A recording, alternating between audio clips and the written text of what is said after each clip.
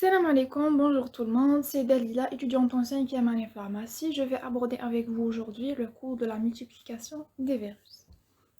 On commence par le plan. Alors le plan où je fais, on a une introduction.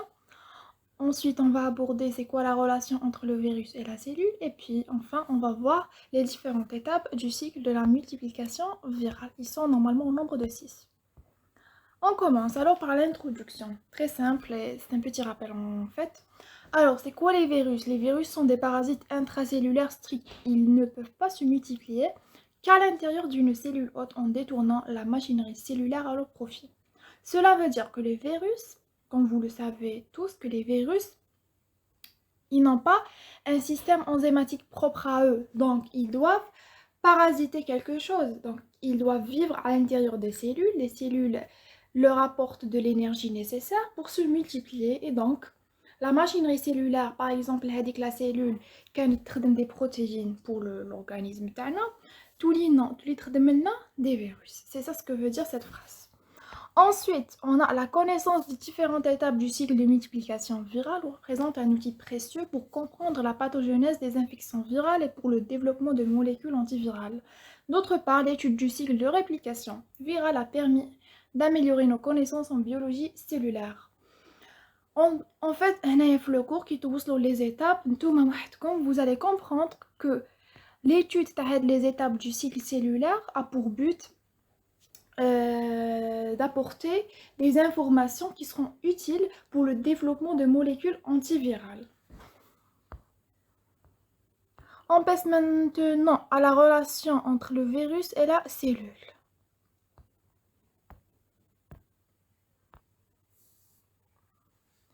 Alors, c'est quoi la relation entre un virus et une cellule? Le virus ne peut pas se multiplier dans une cellule que si elle est sensible à lui. Donc, si elle n'est pas sensible, elle est résistante, il peut pas se multiplier. Donc, elle dit que la cellule, elle doit être sensible à lui. D'accord? Pour cela, on va définir trois types d'infections. Voilà, trois types d'infections. On a premièrement l'infection productive. L'infection productive, déjà, vous pouvez la définir. C'est quoi une infection productive? Une infection productive, c'est une infection qui va nous produire quelque chose. Donc, se déroule au sein d'une cellule permissive. Bon, entre parenthèses, quand on c'est quoi une cellule permissive? Une cellule permissive, c'est une cellule que ces cellules permissives, en fait, les cellules, ils vont permettre au génome du virus, il y a le programme génétique, le virus qui mène à la de s'exprimer kamel. Il va tout s'exprimer. Donc, qui s'exprime à kamel le génome tel le virus, on aura ensuite la production de nouvelles particules virales. Parce qu'on a fait au début que le virus, c'est un parasite intracellulaire qui trouve la cellule, il va détourner la machinerie cellulaire. Par exemple, des protéines au début, des particules virales. C'est ça une infection productive. Elle se déroule au sein d'une cellule permissive. Il se caractérise par l'expression de l'ensemble du programme génétique du virus qui va aboutir à la production de nouvelles particules virales infectieuses. Ensuite, on a l'infection abortive. Elle n'aboutit pas à la production de nouvelles particules virales infectieuses. Voilà. Parce que la cellule elle est non permissive, donc elle ne permet pas au virus de se reproduire, ou soit parce que le virus il est défectif. Normalement, c'est les cellules résistantes. Le virus, non, pardon, c'est les cellules non permissives, mais chez les cellules résistantes, les cellules non permissives, le virus y troll, mais seulement quelques gènes qui vont s'exprimer.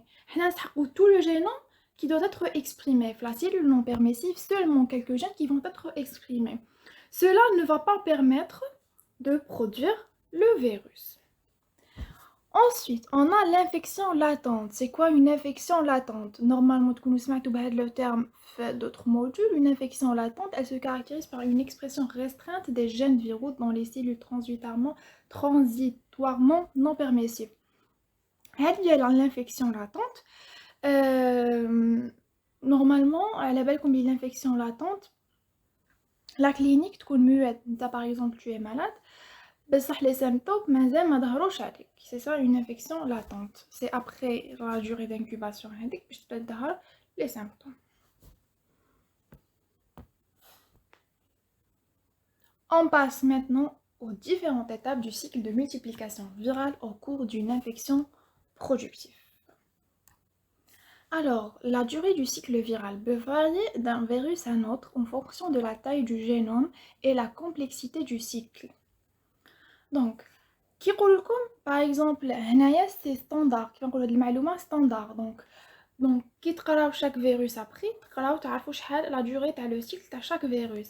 ماشي كامل عندهم 4 heures, ماشي كامل عندهم 12 heures, كاين عندهم 5 jours, كل واحد كيفاش. Ça dépend le génome, la taille تاع le génome تاع هذاك le virus et la complexité du cycle. ماشي كامل عندهم un même cycle. Ça va différer les étapes du cycle d'un virus à un autre.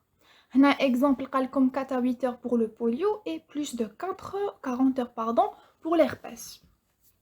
Ensuite, la réplication virale peut être divisée arbitrairement en 6 étapes. Voilà. Alors, on commence par la première étape. Alors, pour la première étape, qui est l'étape de l'attachement. Alors, on sait que l'attachement, c'est la première étape. Yani, logiquement, il y a un attachement entre quoi et quoi? Entre le virus et la cellule. Qui n'est plus scientifiquement, mais on parle attachement. Le virus a une cellule, mais on va dire l'attachement dans le ligand antirécepteur. Le ligand, il est antirécepteur qui m'a la clé, l'exemple à la clé ou la serrure. Le ligand, il y a la clé ou la serrure, il le récepteur. Donc, avec le ligand, il y a antirécepteur. Il trouve le récepteur cellulaire. Va se fixer sur le récepteur cellulaire. Qui fait se fixer sur le récepteur cellulaire? Il y aura une interaction électrostatique entre les charges électriques qui va aboutir à la fixation de le ligand viral au récepteur cellulaire. Les récepteurs cellulaires, les fixés les virus, ils sont différents. يعني ماشي كامل عندنا ce sont كامل des récepteurs protéiques ou là كامل c'est des glycolipides. Ça va différer d'un virus à un autre.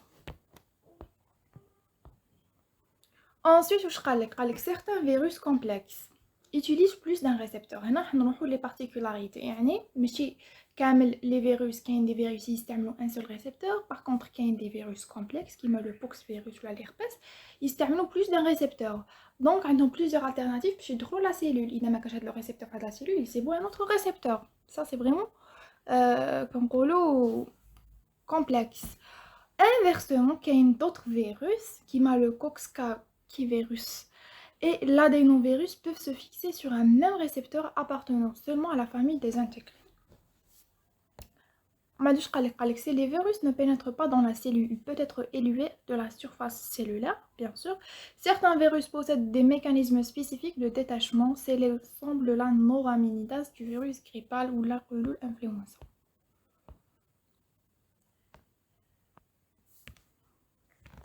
Généralement, l'expression ou l'absence des récepteurs à la surface cellulaire détermine largement le tropisme d'un virus, ça c'est clair. Pour certains virus, parce qu'on a plusieurs particularités, comme exemple le virus HIV ou le sida, la fixation de le virus sur la cellule, mais un récepteur, il y a d'autres co-récepteurs. Donc, on a le ligand, le HIV, il s'appelle le récepteur cellulaire plus d'autres co-récepteurs. Je mets un co-récepteur, maintenant il va aider le récepteur principal, c'est un co-récepteur. Voilà, dans le cas du HIV, il s'agit notamment des récepteurs de chimiokine, CXCR4 et le CCR5. Selon le co-récepteur, on va définir le virus. Bon, voilà, donc tu vois là, le schéma, beaucoup plus clair. Voilà. Avec le virus HIV. Le virus HIV, à la belle comme le ligand c'est le GP41, GP120, il se trouve le CD4. Parce que chaque virus a un récepteur spécial pour la cellule.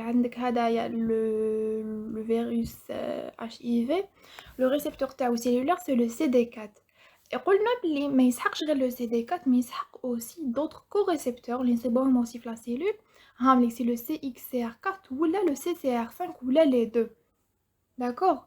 Ou راح يصرى كي يلصق le GP41 et GP120 sur le CD4 il y aura changement de conformation, fusion des membres. Alors pour les détails, c'est pas très important. L'essentiel que qu'on a la بالكم بلي عندنا certains virus que ما يسحقوش seulement les récepteurs cellulaires mais يسحقوا aussi d'autres co-récepteurs pour attacher et pénétrer dans la cellule. Voilà ce que je disais. قلت بلي chaque virus هنا نعطيولكم des exemples de virus avec la cible تاعهم. Kima par exemple le HIV il va cibler les LT et les macrophages et le récepteur ultima c'est le CD4. D'accord? On passe maintenant à la deuxième étape du cycle cellulaire qui est la pénétration.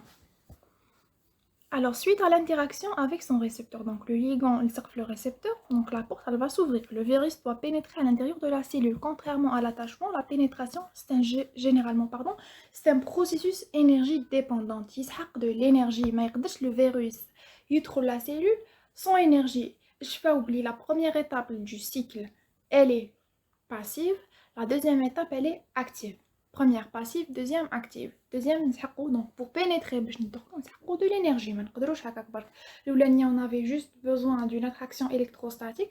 Parce qu'il sort le ligand le récepteur, il bouge avec le virus. L'extérieur de la cellule à l'intérieur de la cellule, il a besoin de l'énergie. C'est pourquoi la cellule doit être métaboliquement active pour que le phénomène ait lieu. Et trois mécanismes principaux sont évoqués. Donc, les virus ils déroulent de la même manière, mais on a différentes manières pour entrer dans la cellule. Le premier mécanisme, c'est le mécanisme de l'endocytose. L'endocytose, c'est probablement le mécanisme le plus courant. Généralement, les virus, la plupart des virus utilisent l'endocytose, mais pas tout le monde, bien sûr. Mais chez les virus, généralement, la majorité des virus utilisent l'endocytose, c'est le plus courant. Concerne aussi bien les virus nus et les virus enveloppés. C'est-à-dire, il faut bien la retenir que l'endocytose c'est un mécanisme qui stimule les virus nus et les virus enveloppés. L'interaction entre le récepteur et le ligand déclenche l'internalisation du virus via le schéma classique d'endocytose par la formation de puits de clatrine à la surface cellulaire, puis une vésicule qui est l'endosome. On aura ensuite une acidification. Alors, parce qu'il y a une pompe à protons. Donc, je vous le schéma. Alors, voilà, il y a un schéma simple de l'endocytose pour que vous pouviez le retenir. Alors, voilà un schéma simple de l'endocytose. Voilà le virus, endocytose. Il va créer une sorte d'invagination. Ensuite, qu'est-ce qu'il va faire? Il va former une vésicule intracellulaire appelée endosomes. Les endosomes, ils vont fusionner, si vous vous rappelez, ils font le cours de cytologie, ils vont fusionner avec les lysosomes. Donc, quand ils vont fusionner avec les lysosomes, ils vont provoquer une sorte d'acidification progressive à l'intérieur des endosomes. Et l'acidification, elle est due à une pompe aux protons, les un certain virus enveloppé. Ensuite, les nucléocapsides seront libérés, le génome Tao il sera libéré. Ensuite, on a le deuxième mécanisme d'entrée des virus, c'est la fusion. Le processus concerne uniquement les virus enveloppés.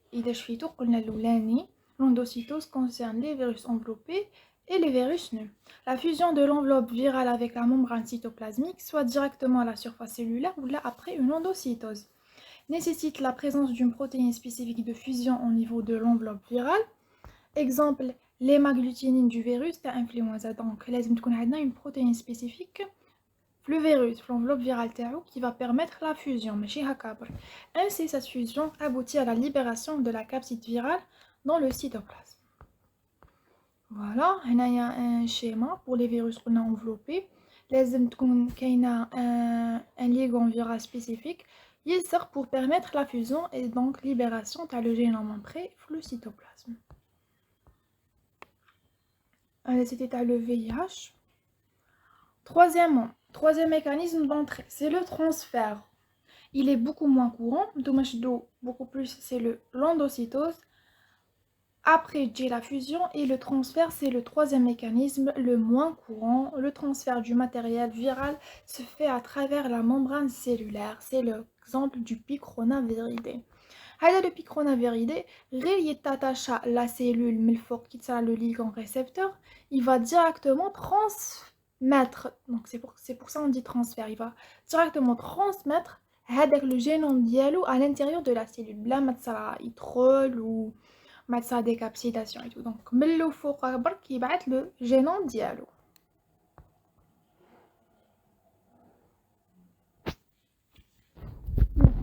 La troisième étape de le cycle viral, c'est la décapsidation. L'attachement, c'était l'oulania. Puis on a parlé de la pénétration avec ses différents mécanismes. Troisièmement, la décapsidation. Donc, décapsidation, on va décapsider le virus. La décapsidation définit l'étape au cours de laquelle le génome et la capside seront dissociés, ce qui aboutit à la libération du génome viral sous une forme sous laquelle il pourrait être exprimé puis répliqué. On aura plusieurs particules virales par la suite. Le processus de décapsidation ne répond pas à un modèle unique. Elle peut commencer lors de l'attachement au récepteur cellulaire, avoir lieu en même temps que la pénétration dans la cellule ou plus tardivement. Elle peut s'effectuer en une ou plusieurs étapes, totale ou la partielle. Donc, la décapsidation, je حاب يقول لك هنايا بلي ما عندهاش un modèle unique, c'est pas standard ماشي تصرا seulement qu'il sera un attachement, pénétration, puis décapsidation. Elle va différer qu'un virus, elle va se décapsider. C'était l'exemple le picronaviridé. Il sera avec le virus, il va transférer son matériel génétique à l'intérieur. Voilà, elle peut se faire immédiatement après attachement, c'est pour le premier modèle, l'exemple du picronaviridé. Ou là, dans l'endosome, c'est l'exemple de l'influenza, ou là, le cytoplasme, c'est l'exemple le rétrovirus.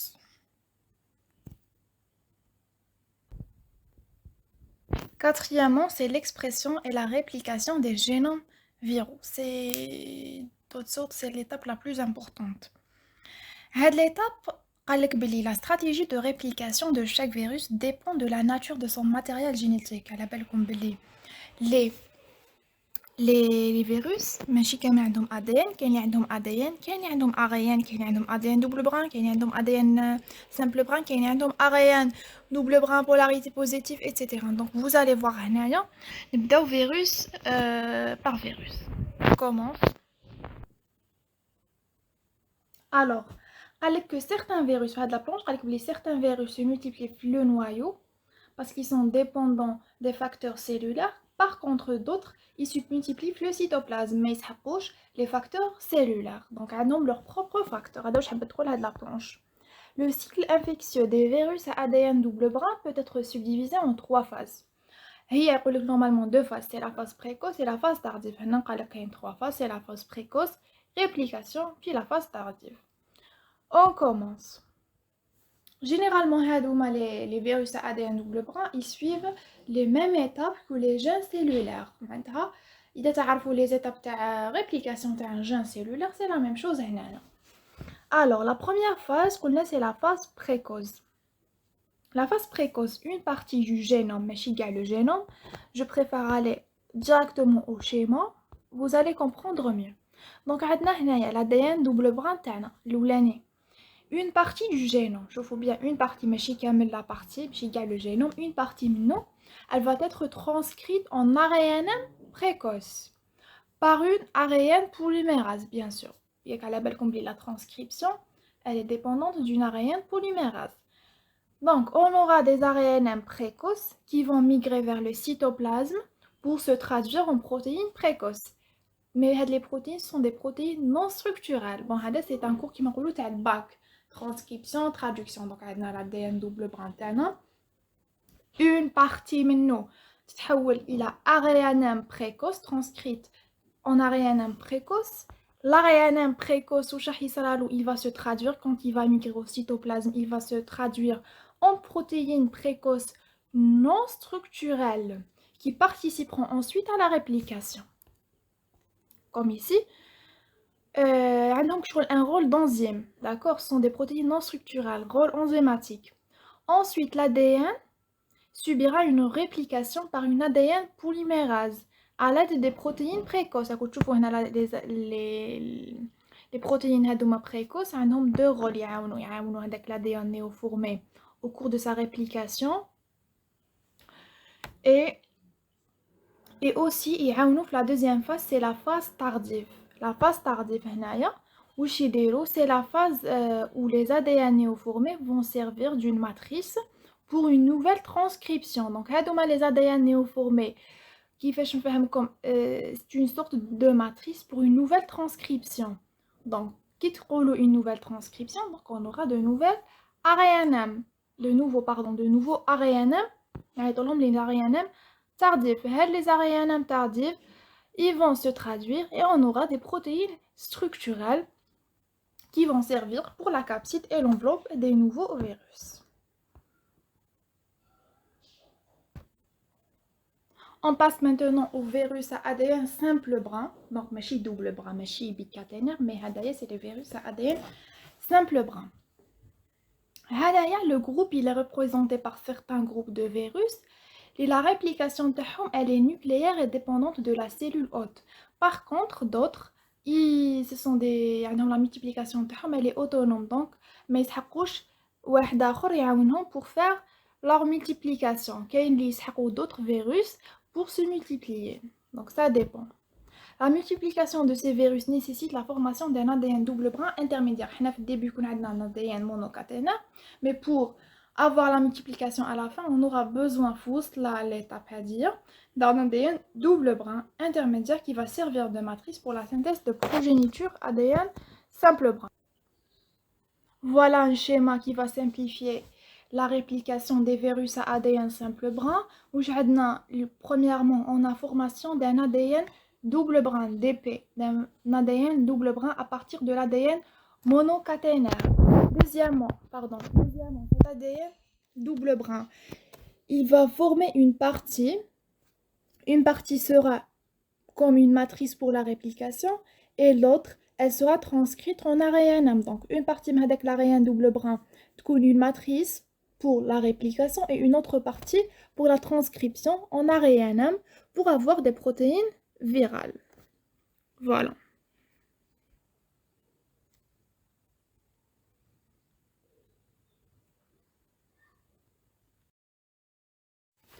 On passe maintenant aux virus à ARN de polarité positive.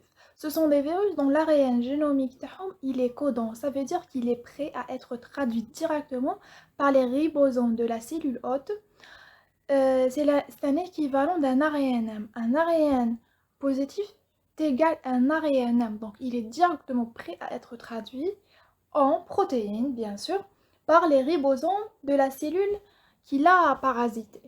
Donc voilà, l'ARN viral, il est directement, je dois bien le mot, directement traduit en une polyprotéine. Celle-ci sera clivée par des protéases en plusieurs protéines.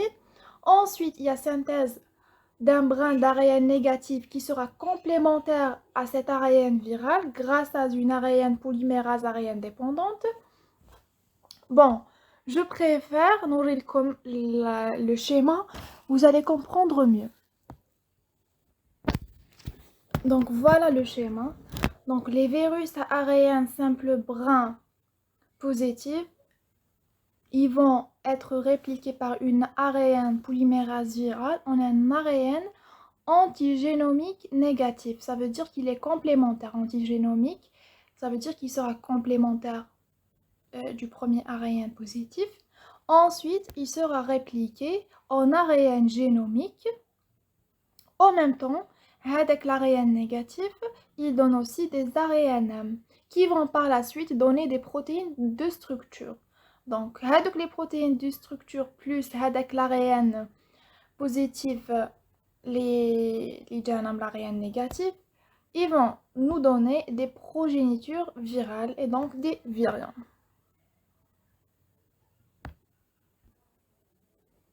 Alors pour les virus à ARN polarité négative, c'est un ARN non infectieux. C'est totalement le contraire de l'ARN des virus à ARN positif. La première étape de leur réplication est la transcription à l'ARN messager à partir de l'ARN génomique négatif. Donc, on a premièrement un ARN génomique négatif qui va être transcrit via une ARN polymérase en un ARN. Voilà. Et dans la l'ARN, il va être traduit et on a synthèse de protéines virales. Ensuite, il y a synthèse d'un ARNM complémentaire de la totalité du brin négatif. Ce brin positif sert à son tour de matrice pour la synthèse de nouveaux ARN négatifs génomiques. Et le cycle va reprendre.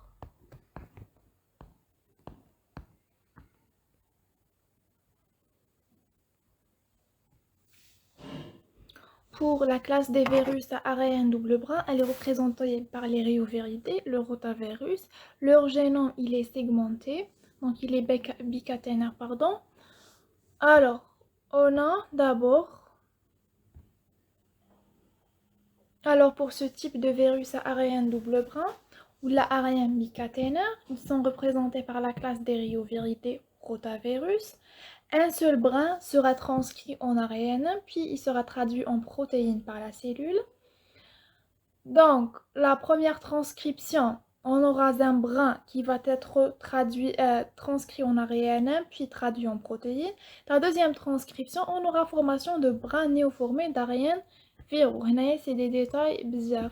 L'essentiel, c'est qu'il faut oublier les transcriptions primaires et secondaires. Pour les rétrovirus, pardon, ils ont le même principe que le virus utilisant une rétrotranscripteur, sauf que les virus, les rétrovirus, ont un ARN et non pas un ADN. Donc, qu'est-ce qu'il faut ici? Il faut que leur ARN se transforme en ADN. Et donc, ils auront besoin d'une rétrotranscriptase pour avoir un ADN. À partir de cet ARN, voilà. Et l'exemple le cas, c'est le VIH. La transcriptase inverse de HIV est la cible de nombreuses molécules antirétrovirales. La transcriptase inverse, qui transforme l'ARN en ADN, c'est une cible antivirale. L'étude début de l'introduction, l'étude les différentes étapes du cycle ou les détails ils développer notre connaissance pour avoir de nouvelles molécules antirétrovirales. Voilà. Avec l'exemple du VIH. Donc, on a le LT.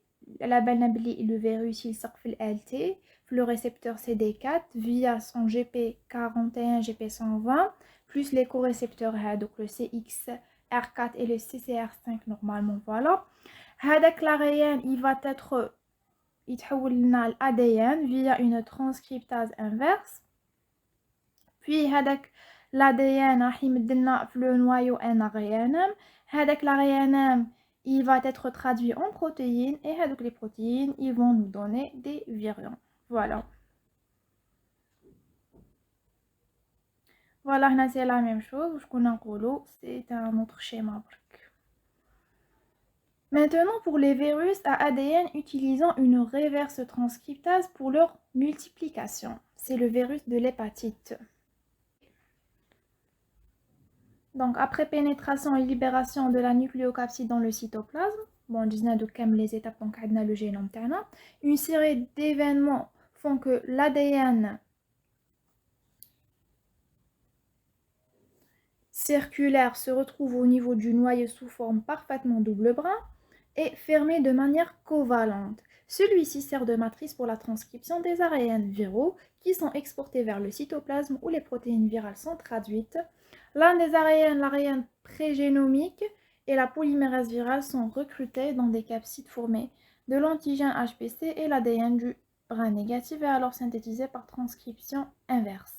Il faut insister sur l'importance de l'ADN-CCC qui est au cours du problème de la persistance virale et qui est responsable également du maintien durable des mutations générées pendant la réplication. La polymérase du virus de l'hépatite est la cible de nombreuses molécules antivirales. Donc vous devez savoir que la polymérase, le virus de l'hépatite, est la cible des molécules antivirales.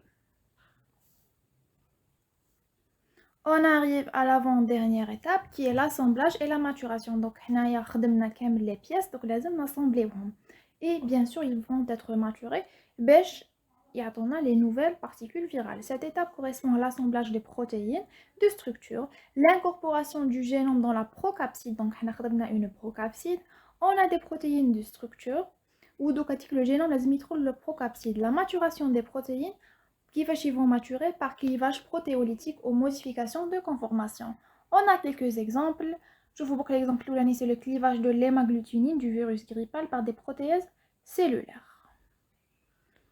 Voilà le clivage des protéines GAG épaule du HIV par une protéase virale. Cette étape, c'est une cible d'une classe d'antirétroviraux, les inhibiteurs de protéases. Donc, à la BIRA, on a l'étude est très importante pour développer de nouvelles particules. Enfin, on arrive à la dernière étape du cycle, c'est l'étape de la libération de qui les virions de la cellule. Les virions néoformés quittent la cellule par bourgeonnement. Pour les cellules enveloppées, donc qui fâche les virus ils seront enveloppés, c'est par ce processus de libération. Quand ils vont sortir de la cellule, ils vont prendre une partie de la cellule ou c'est pour ça qu'ils seront enveloppés. Par contre, les virus ils vont liser la cellule, ils vont l'éclater, d'accord? Ou ils aucune partie. Il faut savoir aussi que la partie de cellules de membrane la membrane plasmique pour le virus grippal, la membrane interne du noyau pour l'herpès, la membrane de l'appareil de Golgi, pas forcément la membrane plasmique extérieure, d'accord? Les conséquences pour laquelle la cellule, les conséquences pour la cellule sont variables. Donc, qui dit un parasite, la cellule يدخلها ويبدلها كامل la machinerie cellulaire اللي كانت ديرها, la cellule راح تتأثر. Donc, quelles sont les conséquences عليها? Donc, certains virus enveloppés sont très cytolytiques, alors que certains le sont peu ou pas.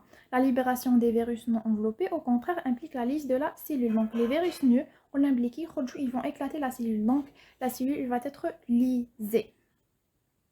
Un autre dernier point, les inhibiteurs de la neuraminidase du virus grippal empêchent la libération des virions néoformés. Voilà, c'est une cible aussi antivirale. En conclusion, je vous remercie pour votre attention et j'espère que j'ai simplifié le cours le maximum. Bon courage pour vos révisions.